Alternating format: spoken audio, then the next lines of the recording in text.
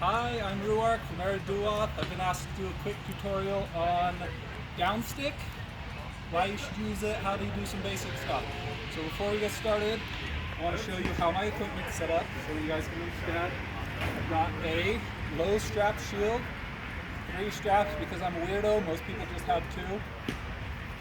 The low strap is because when you hold your downstick, I have a heavy downstick to help me block stuff and keep my stabs straight. When I hold my downstick, it actually acts as the bottom part of a shield.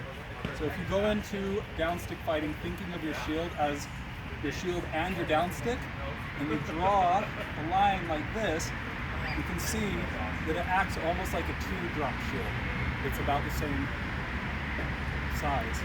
So that's how I hold this, and then just any old sword to your preference. Some people like smaller ones to get in close and work that, or some people like longer ones for sniping. Both work with downsticks. And we're going to talk a little bit about why I think downstick is best, because if I didn't know, I obviously wouldn't be using it.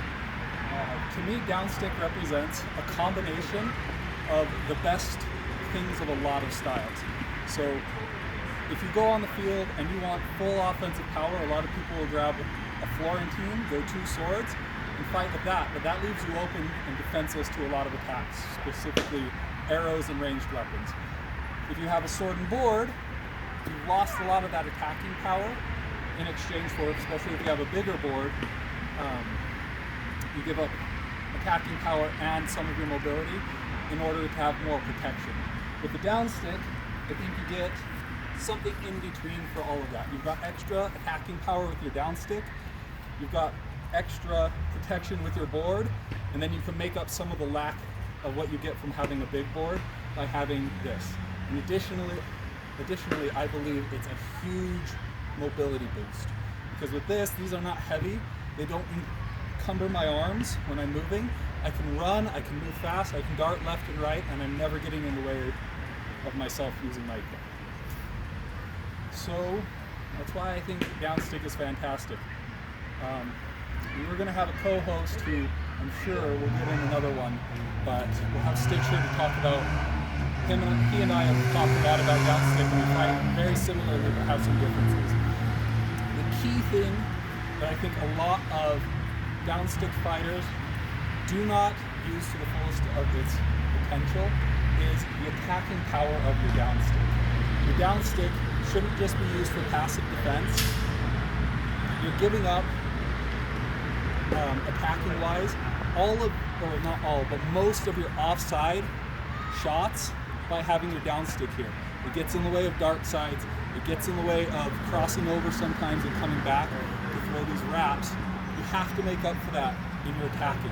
And the primary thing that I would say is, if you divide somebody into 4 quadrants, here like this, if you're attacking on your weak side, so your offside, left hand for me, right hand for lefties, if the attack is going below the sternum, it should primarily be something you're going to do with your downstick.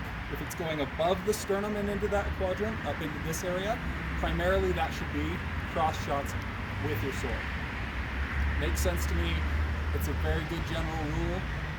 After you learn how to fight competently, you're feeling comfortable with it, those rules can be broken pretty easily. You can still do shots like this out in front of your downstick, and downstick shoulder pocket stabs are fantastically effective, but they're very dangerous if you aren't used to using that downstick and aren't comfortable with it.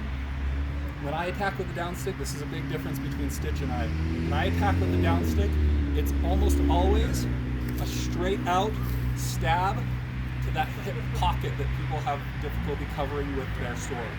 And the reason for that is not just that it's a good target right in here, hit that hip and kill them.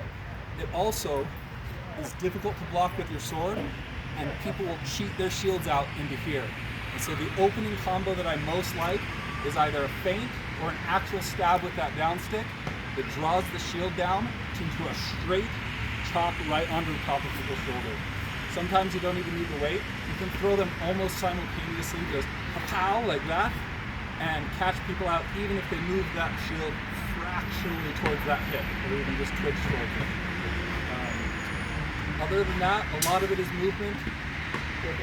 Like I said, it's a combination of a lot of things, and I think its biggest advantage is having all of the tools to do what you need, even though specialized sets like sword, big board, or a flow obviously do their jobs slightly better. I can do all the jobs with this to some degree. We'll stop there for this one. We'll see if we can get stitching. We can talk a little bit more about mindset and how you think, some of the footwork stuff. If you want to get ahead of it, go ahead and go look up the Modern Martial Artist on YouTube. I'll put a link in the description if I can get this onto YouTube. And he goes over boxing footwork and boxing mindsets that translate 100% into using downstick and flow and just sword fighting in general. And the footwork tricks that he teaches there are absolutely fantastic for what we're doing here. So I'll leave you there. Thanks for coming, and let me know any questions in the comments here. Have a good day. Bye.